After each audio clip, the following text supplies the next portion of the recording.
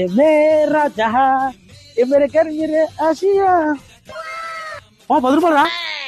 10 రూపాయలు దొరికింది మావా.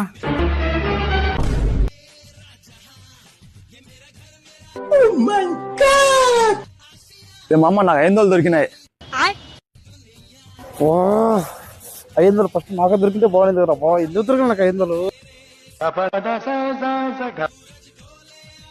తమ్ముడు తమ్ముడు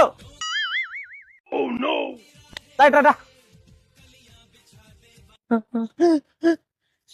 ఏమైంది తమ్ముడు, ఎందుకు గడుస్తున్నావు?